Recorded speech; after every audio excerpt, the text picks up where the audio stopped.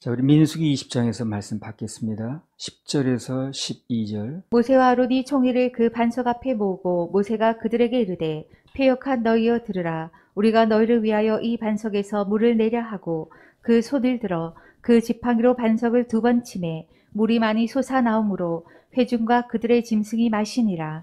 여호와께서 모세와 아론에게 이르시되 너희가 나를 믿지 아니하고 이스라엘 자손의 목전에 나의 거룩함을 나타내지 아니한 고로 너희는 이 총회를 내가 그들에게 준 땅으로 인도하여 들이지 못하리라 하시니라. 앞서 말한 대로 하나님께서 명하여 그러셨거든요.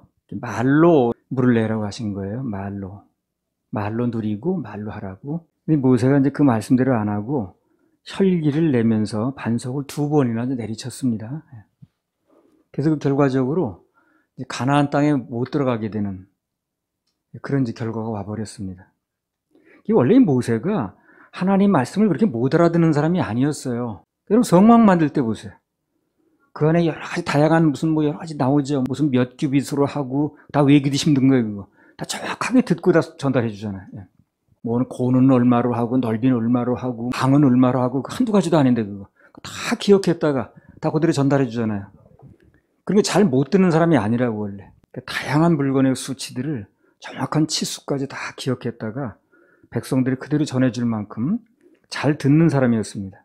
근데 오늘 이제 혈기가 나니까, 화가 나니까 치지 말고 말로 하라는 간단한 건데 그게 그 간단한 것조차도 안 들리는 거예요.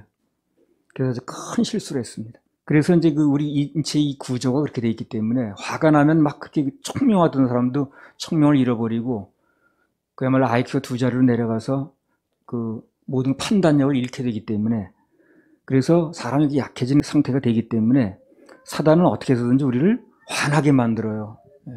화만 나게 만들면 이 사람이 별짓을 다 하는 거예요. 평소에 전혀 그런 일을 할 리가 없는 사람이었는데 화를 나게 만들어가지고 막 안 할 말도 막 입으로 내놓게 만들고 홧김에 우리 그런 얘기잖아요. 홧김에 그랬다 그러잖아요. 홧김에 일 저지르는 거거든. 그래서 멀쩡한 정신으로 맑은 정신이 있을 땐 그럴 리가 없는 사람이 화를 나니까 막 그러는 거거든 지금. 막 안 할 말도 막 하고 상처를 막 주고 그러는 거거든. 그래서 화만 나면 사람이 달라지니까 사단은 어떻게 해서든지 뭘 갖다 대서든지 화를 나게 만드는 거예요. 그래서 온유를 잃게 하고 그 결과 뭘 어떻게 하는 거예요? 그 결과적으로 말씀을 못 듣게 하는 거예요. 그렇게 잘 듣던 모세가 그 규격 하나하나 다 들어가서 전달하던 모세가 간단한 말씀 이 명령을 못 듣는 거예요. 왜? 화가 나니까 안 들리는 거예요. 화가 나면 아무것도 안 보인다 그러죠. 안 보이는 게 안 들려서 그런 거예요. 옆에서 누가 말릴 겁니다. 그럼 되냐고. 그게 안 들리니까 안 보이는 거죠. 사단이 사람을 망가뜨리는 가장 그 주된 수법 중에 하나 그거예요. 화나게 만드는 거예요. 화만 나면 이 사람은 이성을 잃어버리거든. 이성적으로 생각할 땐 그럴 리가 없는데 화가 나니까 상대가 누군지 그냥 그 부모인지 이웃집 아줌마에 관계없이 막 하게 만들고 그러고요. 사단이 그렇게 하는 최종 목적은 뭐냐면요. 하나님께서 말씀하셨습니다. 그렇게 해서 결국 우리로 하여금 하나님의 거룩하심을 못 나타나게 하는 거예요. 우리가 그 하나님 앞에서 거룩한 삶을 살고 하면서 그 하나님의 성령이 있는 사람들은 저렇게 사는구나, 저렇게 말하는구나, 저렇게 판단하는구나 이걸 보게 만들어야 되는 건데 그걸 못하게 만드는 거예요. 그래서 우리가 막 말하고 그냥 막 화를 나고 그냥 막 그렇게 함으로 말미암아 하나님의 거룩성이 못 나타나게 하는 거죠. 그래서 혈기라는 게 결국에 하나님의 거룩하심을 못 나타나게 하니까 그분으로 봐서는 상당히 민감한 겁니다. 그게 그 사람 화내는 걸로 끝나는 게 아니라니까요. 거기에 따라서 하나님이 영향을 받는 거예요. 내가 목사라는 사람이 막 이성을 잃고 화내고 막 그래 보세요. 막 뒤집어 엎고 그래 보세요. 그럼 나라는 사람이 뭐가 어떻게 되는 그건 둘째라니까. 그 사람이 믿고 있던 하나님의 문제가 되는 거예요. 그래서 혈기 내는 거에 대해서 하나님께서 민감하신 겁니다. 민수기 20장 12절. 여호와께서 모세와 아론에게 이르시되 너희가 나를 믿지 아니하고 이스라엘 자손의 목전에 나의 거룩함을 나타내지 아니한 고로 너희는 이 총회를 내가 그들에게 준 땅으로 인도하여 들이지 못하리라 하시니라. 그렇죠. 못 들어간 이유가 그거라고 그랬죠. 화를 낸 자체로 끝나는 게 아니라 그것 때문에 내 거룩함에 문제가 생겼다는 거예요. 네가 그렇게 나가는 바람에. 그리고 우리 하나님의 사람들이 누구를 막론하고 막 화를 내고 막 이성을 잃고 하게 되면 그것만 생각하면 안 되는 거예요. 우선 사탄의 수법에 말려든 거고 그걸 통해 최종적으로 하나님의 거룩하심이 문제가 되는 이런 사태가 벌어지는 거예요. 이것도 이제 평소에는 생각이 잘 되고 화가 나면 그것도 생각이 잘 안 나. 생각 안 나니까 모세가 그랬겠죠. 평소에 이런 말씀 마음에 잘 담아둬가지고 깊이 새길 필요가 있습니다. 하나님의 사람들 언제 어느 때나 어떤 경우에도 그게 비록 손해보는 일이 벌어졌다 할지라도 거룩함을 잃으면 안 되는 거예요. 아, 나도 지난번에 이거 뭐 2,500만 원이 말 한마디에 날아간 데다가 또 이걸 무슨 이 허는 견적이 뭐 2,500인가 나온다는데 2,700이 나온다라든가. 화가 나더라고. 그래서 막 화가 여기까지 치밀었는데 그 화내본들 나는 이중손해 보는 거예요, 그러면. 그게 어떻게 결론이 나든 간에 나는 또 하나님 앞에서 또 이중손해를 보는 거거든요. 그래서 화를 낸다는 건 결국엔 내 문제라기보다도 하나님의 거룩함과 연결이 되기 때문에 사단은 계속 화나는 일을 만드는 거고 우리는 거기 말려들지 말아야 됩니다. 하나님께서 당신의 사람들이 그걸 철저히 요구하시는 거예요. 너희가 모세가 화냈으니까 너희 화낸 걸로 끝난 게 아니라 내 거룩함이 손상이 왔다는 거예요.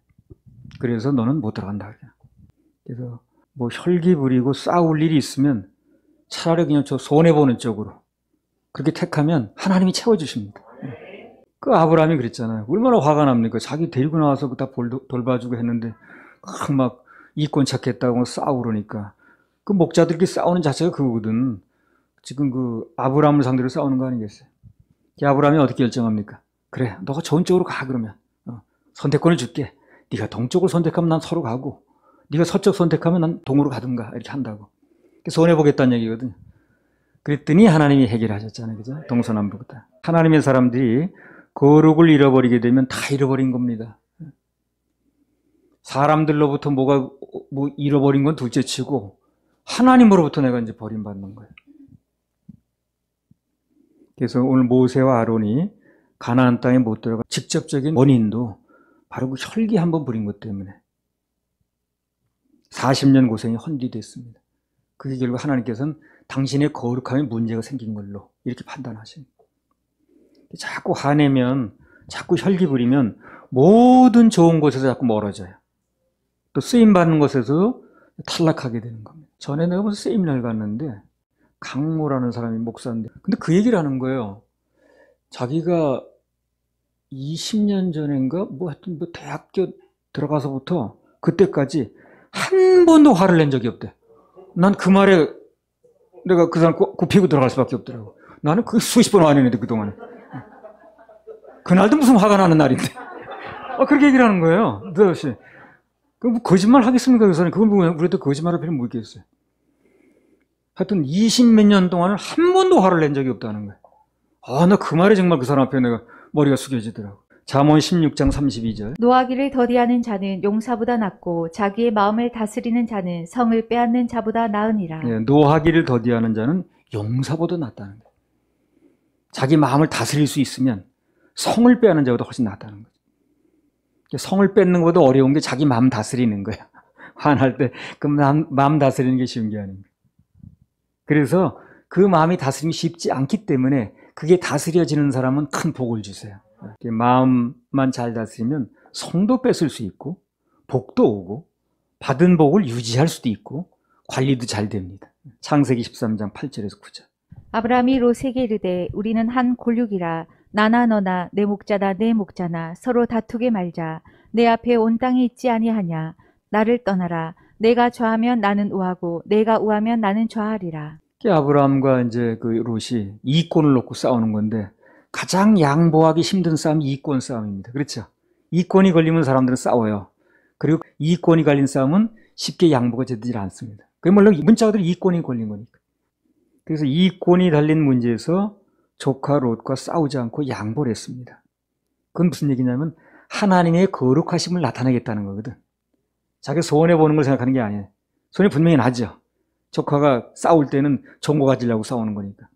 그래서 선택권을 좀 분명히 손해는 나겠지만 그러나 그거보다는 하나님의 거룩하심을 선택하겠다는 거죠. 왜? 주위에 가난한 사람이 다 보고 있으니까. 그때 결과가 나왔죠. 창세기 13장 14절 15절. 롯이 아브라함을 떠난 후에 여호와께서 아브라함에게 이르시되 너는 눈을 들어 너 있는 곳에서 동서남북을 바라보라. 보이는 땅을 내가 너와 내 자손에게 주리니 영원히 이르리라. 그래서 하나를 양보했더니 어느 쪽인지 하나님께서 동서남북을 다 주셨는데 그것도 영원히 영원. 잠깐 줬다 뺏는 게 아니라 영원히. 결과적으로 이익입니까? 손해입니까? 이익입니다. 이익이에요. 하나님은 그분의 사전에 손해라는 게 없어요. 결코 하나님은 손해보는 분이 아닙니다. 그분을 믿고 그분을 의뢰하고 판단하고 결정하면 그러면 반드시 눈앞이 분명히 그 손해보는 일처럼 보였는데 결국은 손해가 아닌 거예요. 그래서 하나님 판단대로 그 편에 섰는데 끝내 내게 손해가 된 적은 한 번도 없었습니다. 그때 눈에 보일 때는 손해 같았어요. 그러나 나중에 보니까 다 이익입니다. 그러니까 아브라함이 증명하는 거예요.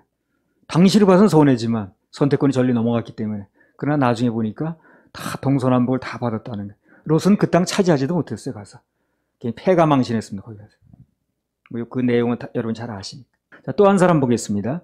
창세기 26장 12절 13절. 이삭이 그 땅에서 농사하여 그의 100배나 얻었고 여호와께서 복을 주심으로 그 사람이 창대하고 왕성하여 마침내 거부가 되어.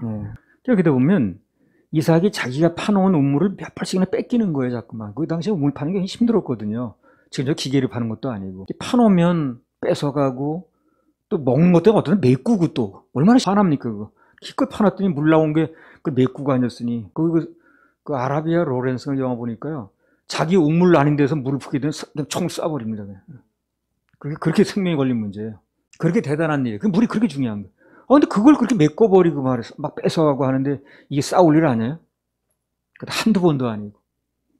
근데 이삭은 그때마다 온유를 잃지 않는 거예요. 그 온유를 잃지 않는 깊은 그 심정이 뭐냐면 하나님의 거룩하심을 잃게 되는 거예요. 온유를 잃게 되면 막 싸우면. 그러면 내가 싸워서 그걸 차지했는지 모르지만 그 와중에서 하나님의 거룩하심이 날아가 버리는 거예요. 이걸 이제 생각하는 거죠. 그래서 이제 그런 사람을 가지고 하나님께서 철났다고 그래요. 그때는 이제 하나님 편에 선택해서 그분의 거룩하심에 손상이 가지 않게 했더니 하나님 반드시 갚아주시는 분이래요. 보상이 있습니다. 그때는 결국 여러분 다 보셨죠? 100배로 창대, 왕성, 거부, 온갖 복을 다 주잖아요. 온갖 복. 그것도 부인은 얼마나 이쁜 사람 얻었어요. 그리고 나중에 보니까요. 그 우물을 뺏어갔던 사람들이 스스로 굽히고 들어왔어. 찾아왔어. 그래서 화친하자고 막 그렇게 만들었어요. 온유가 다시 말하면 하나님께서 보실 땐 당신의 거룩함을 나타내는 거거든요. 그분께서 보실 땐 너무 고마운 거예요. 이게. 그래서 갚아주시는 거예요. 온유라는 게 하나님의 거룩하심을 지켜드리는 거예요. 그분 보실 때는 엄청 고마운 거예요. 이게. 그래서 갚아주시는 거예요. 근데 갚아주시되 하나님답게 갚는다. 하나님답게. 하나 양보했더니 동서남북. 그것도 또 영원히. 그래서 우물 몇 개 양보했는데 그냥 우물은 아주 도로 터졌고요. 세번가 해가지고. 그 다음에 뭐 100배 창대 왕성 거부 해가지고 온갖 좋은 복은 다 왔어요. 갚아주셨다. 하나님 편에 서는 건 반드시 보상이 있고 그분이 갚아주시는 분이니까 절대 소원의 감정을 가질 필요가 없어요. 소원의 감정이 일어나면 사나워지거든 사람이. 얼굴 안색이 라반의 안색이 되는 거예요. 근데 하나님의 갚아주심이 믿어지면 은혜가 와요. 이게 표정이 부드럽죠. 그래서 주님 바라보고 하나님의 거룩하심을 지켜드리면 그러면 그분이 고마우셔서 많은 걸 보상하십니다. 잠언 25장 15절. 오래 참으면 관원이 그 말을 용납하나니 부드러운 혀는 뼈를 꺾느니라. 그래서요. 강한 자가 이기는 게 아니에요. 부드러우면서 참는 자가 이기는 겁니다. 부드러운 혀가 뼈를 꺾는 거예요. 강하면 이긴다고 생각하는데 그렇지 않아요. 강하면 강끼리 부딪히면 상처만 입어요. 강한 자가 이기는 게 아니라 부드러우면서도 참으면 온유한 자가 이긴다는 겁니다. 부드러움이 뼈를 꺾습니다.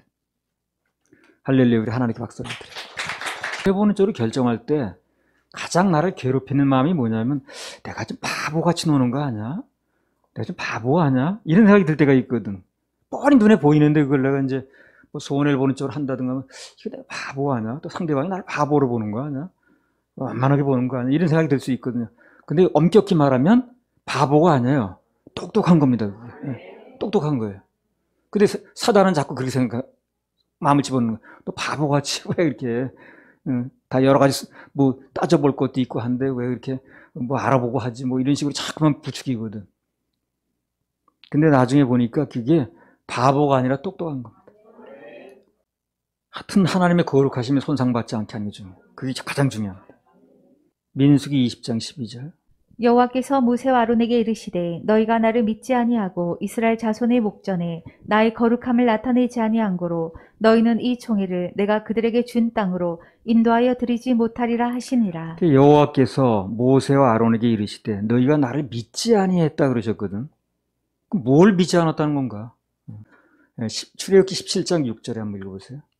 내가 거기서 호렙산 반석 위에 너를 대하여 서리니 너는 반석을 치라. 그것에서 물이 나리니 백성이 마시리라. 모세가 이스라엘 장로들의 목전에서 그대로 행하니라. 여기 보면 내가 거기서 호렙산 반석 위에 너를 대하여 서리니 너는 반석을 치라.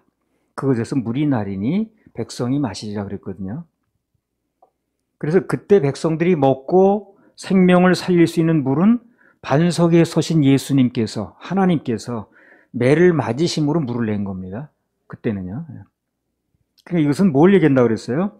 예수님께서 초림하셔서 채찍으로 맞으시고 십자가에 못 박히심으로 우리의 구원을 이루신 사건을 얘기한다고 그랬어요. 자, 그렇게 놓고 민수기 20장 6절 8절을 다시 한번 읽어보세요. 모세와 아론이 총회 앞을 떠나 회막문에 이르러 엎드리매 여호와의 영광이 그들에게 나타나며 여호와께서 모세에게 일러 가라사대 지팡이를 가지고 내 영 아론과 함께 회중을 모으고 그들의 목전에서 너희는 반석에게 명하여 물을 내라 하라. 내가 그 반석으로 물을 내게 하여 회중과 그들의 짐승에게 마시울지니라. 여기서는 뭐라고 그랬습니까? 반석을 치지 말고 그냥 말로만 하라고 그랬어요. 말로만 하면 되는 거예요. 그러니까 한마디로. 그러니까 하라는 대로 하면 되는 거예요. 자꾸 자기 생각을 섞는 데 문제가 생기는 거지 하라는 대로 하면 내 쪽에서 책임질 일은 아무것도 없습니다. 그렇겠죠? 하나님께서 말씀하시면 그게 되고 안 되고는 그분 책임이에요. 그것까지 내가 생각할 필요 없어요. 나는 그분이 하라는 대로 하면 되는 거예요. 그럼 되든 안 되든 그 책임까지 내가 지는 건 아니에요. 그럼 그렇게 안 하게 되면 그 책임이 나한테 다 들어오는 거지. 반석을 치지 말고 말로만 하라고 해서 말로 하면 되는 거예요. 그럼 거기서 물이 나오고 안 나오고는 내 책임이 아니라니까. 그래서 반석을 치지 말고 말로만 하라는 얘기는 다시 말하면 영적으로 예수님께서 다시는 십자가에 못 박히거나 매를 맞을 필요가 없다는 얘기라는 거거든. 그런 깊은 뜻이 있는 거예요, 지금. 왜 이미 한번 맞으셨으니까. 그런 깊은 뜻이 있으니까 우리는 그거 다 알지 못해요. 지금 뭐 그때 모세가 그걸 나중에 뭐 초림도 아직 안 된 상태에서 나중에 뭐 이거 해가지고 다 계산했겠어요? 그 말대로 했으면 되는 거예요. 지금 와서 보니까 다 밝혀진 거예요, 그게. 초림 사건을 얘기를 하는 거고. 또 한 번 맞으신 다음에 말로 하는 건 지금 재림 사건을 얘기를 하는 거. 다 언젠간 밝혀지는 거니까. 지금 우리가 이해 안 되는 사건도 마찬가지라. 이해되거나 말거나 순종하면 돼요. 그럼 당장은 안 밝혀져 나중에 보면 다 밝혀질 때 보면 아, 그게 그런 거구나. 이미 한 번 맞으셨기 때문에 이제는 말로 시인해서 누리면 되는 겁니다. 그래서 우리도 예수님 십자가 사역이 밤으로 믿어져서 말로 시인하면 그럼 구원의 은혜를 얻는 것입니다. 그러니까 앞서 모세와 아론이 믿지 않았다는 게 뭐냐? 뭘 안 믿었다는 거냐? 예수님께서 이미 한 번 매를 맞으셨으니까 그 다음부터는 그냥 말로 시인하고 누리면 반석에서 물이 나오는 건데 그걸 못 믿은 거예요. 그리고 반석 대신 예수님을 쳤다는 거죠. 그래서 그렇게 못 믿는 믿음 가지고는 가나안 땅에 못 들어간다. 그러니까 천국에 들어갈 수 없다는 것을 나타나기 위해서 상징적으로 나타나는 사건이 아론과 모세는 가나안 땅에 못 들어갔다는 거예요. 그게 그 얘기를 하는 거예요. 가나안 땅에 못 들어갔다는 얘기가 그걸로 끝나는 게 아니에요. 그게 결국 뭘 상징하는 거냐면 그런 믿음 가지고는 말로 누리는 시대에 그런 때리는 또 예수님 십자가에 못 박는 그런 믿음 가지고는 가나안 땅 영적으로 천국에 못 들어간다는 얘기를 하는 거예요. 이렇게 얘기가 나와야 되는 거예요. 그래서 오늘날 사람들이 예수님께서 이미 이뤄놓으신 것을 믿지 못하고 또 자기가 뭘 해야 된다고 그러고 안 해야 된다고 이게 다 그런 얘기거든. 반석을 다시 치는 행위를 하는 거예요. 그게 간단히 말하면 그게 얼마나 무서운 얘기인지 모르는 거예요. 무식하면 용감하다고. 그게 내가 뭘 해야 돼요, 그제는 내가 뭘 안 져야 돼 하는 얘기가 예수님을 십자가에 다시 한번 못 박겠다는 얘기를 하는 거예요. 그 사람은 알지도 못하게 하는 거예요. 지금 그게 무슨 얘기인지 모르고. 한마디로 그분께서 십자가상에서 다 이루었다고 하셨는데 그걸 못 믿는 행위가 돼버리니까, 믿지 않는 결과가 돼버리니까 다시 못 박는 거지 뭐예요. 율법을 지켜야 되고 무슨 또 뭘 해야 되고 안 해야 되고 회개를 해야 되고 뭐 다 예수님을 다시 한번 십자가에 못 박는 행위입니다. 그게. 요한복음 19장 30절. 예수께서 신 포도주를 받으신 후 가라사대 다 이루었다 하시고 머리를 숙이시고 영혼이 돌아가시니라. 네. 뭘 다 이루셨다는 거예요, 이분이. 우리의 영혼 구원사에게 다 이루어졌다는 거예요. 다 이루었다. 다 이루었다. 우리 지옥 갈 모든 죄에 대해서는 예수님께서 십자가에서 완벽하게 해결하셨습니다. 남은 게 없어요. 더 손댈 게 없습니다. 그렇게 불완전하게 일하는 분이 아니에요. 그게 다 끝난 문제이기 때문에 그걸 믿고 입으로 말로 시인하면 되는 건데 사람들이 그걸 안 하는 거야. 그래서 오늘 모세처럼 아론처럼 반석을 다시 치는 거예요. 그래서 그 결과가 뭡니까? 가나안 땅에 못 들어간다는 거예요. 로마서 10장 9절 10절. 내가 만일 내 입으로 예수를 주로 시인하며 또 하나님께서 그를 죽은 자 가운데서 살리신 것을 내 마음에 믿으면 구원을 얻으리니 사람이 마음으로 믿어 의에 이르고 입으로 시인하여 구원에 이르느니라. 그래요. 사람이 마음으로 믿어 의에 이르고 입으로 시인해서 구원에 이른다. 입으로 시인하라는 거야. 우리가 앞으로 할 일이 너무 분명합니다. 지금 십자가에 이루어진 일을 우리가 먼저 믿고 또 시인하고 그게 우리가 이루어졌으면 다시 한번 그분을 못 박으려는 사람들 그게 아니다라는 얘기를 해주는 거예요. 그게 우리 앞으로 할 일이라. 그래서 그들도 예수님께서 이미 이뤄놓으신 십자가 보혈의 공로를 힘있게 만들어주는 거지. 그리고 그게 믿어지면 그 심령의 반석에서 뭐가 솟아요? 생수가 솟는 거예요. 그렇죠? 말로 믿어지는 사람에게 생수가 나오는 거죠. 그게 우리 할 일인 거예요. 그리고 어렵지도 않고 복잡하지도 않아요. 간단한 겁니다. 할렐루야. 우리 하나님께 박수 올려드립니다.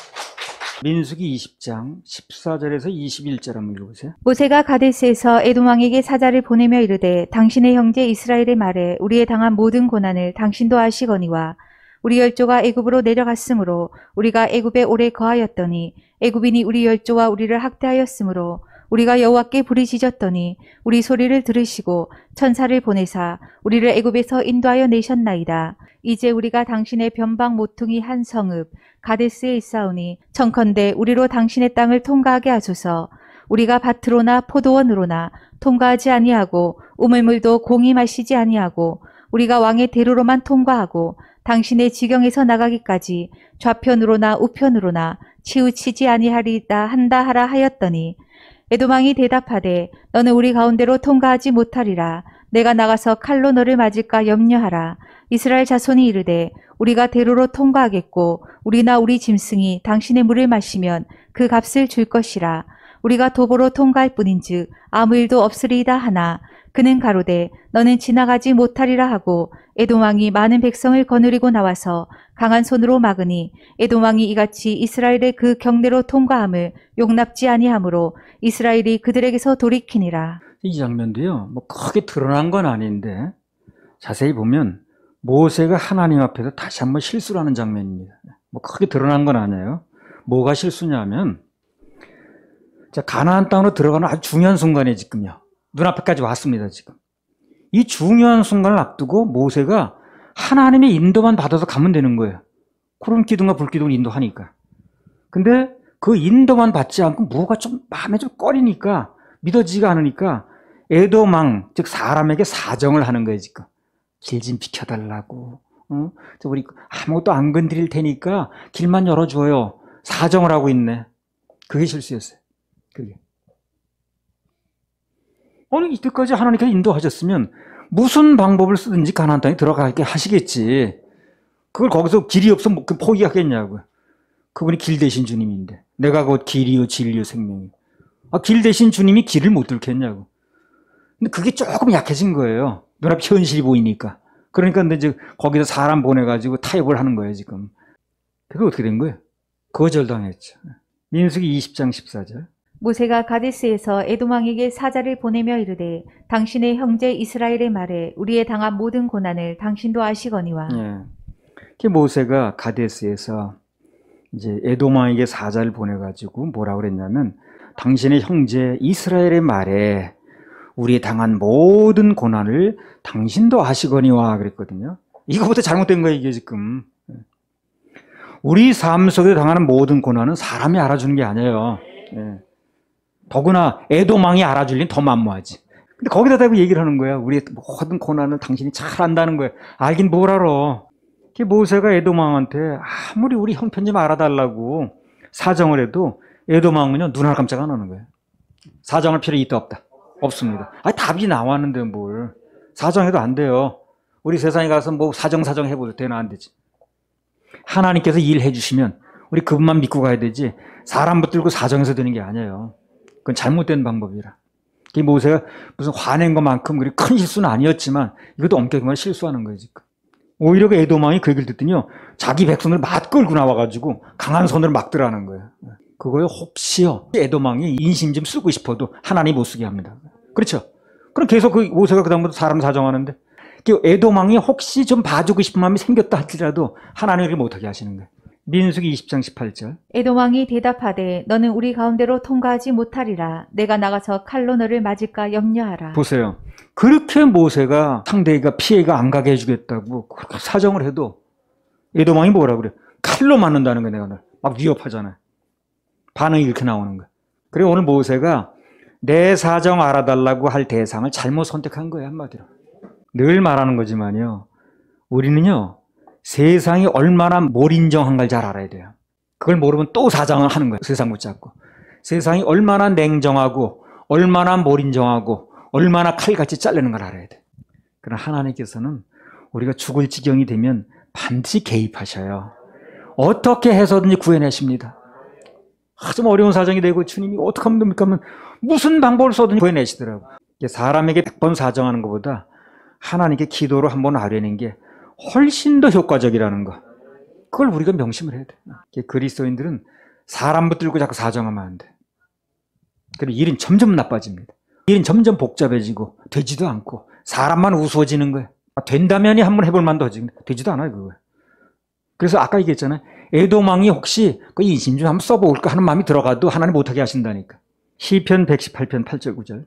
여호와께 피함이 사람을 신뢰함보다 나으며 여호와께 피함이 방백들을 신뢰함보다 낫도다. 그래요. 하나님께 피함이 사람 신뢰함보다 훨씬 낫다는 거예요. 그건 난 쪽이라고 답이 나왔잖아요. 근데 왜 못한 쪽을 자꾸 선택하냐는 거예요. 그죠? 여호와께 피함이 사람을 신뢰함보다 나으며 여호와께 피함이 방백들을 신뢰함보다 낫다. 이 말은 간단히 말하면 사람 100번 의지하는 것보다 하나님 한 번 의지하는 게 훨씬 낫다는 얘기를 하는 거예요. 그런 얘기입니다. 창세기 31장 40절에서 41절. 내가 이와 같이 낮에는 더위를 무릅쓰고 밤에는 추위를 당하며 눈붙일 겨를도 없이 지내었나이다. 내가 외삼촌의 집에 거한 이 20년에 외삼촌의 두 딸을 위하여 14년, 외삼촌의 양떼를 위하여 6년을 외삼촌을 봉사하였거니와 외삼촌께서 내 품값을 10번이나 변역하셨으니. 자, 야곱이 라반에 그런 얘기를 합니다. 그 지방이 그래요. 이 사막 지방이 원래 낮에는 엄청 온도가 올라갑니다.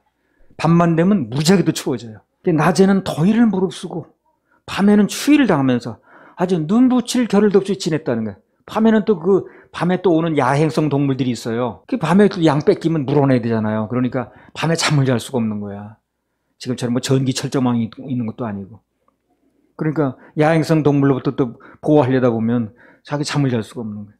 그래서 외삼촌 라반 집에 거하면서 20년 동안이나 자그만치 외삼촌의 두 딸을 위해서 14년을, 외삼촌 양떼를 위해서 또 6년을 더 봉사해가지고 20년을 그렇게 지냈다는 거예요. 그래서 그걸 얘기를 하는 거예요, 지금. 라반을 상대로.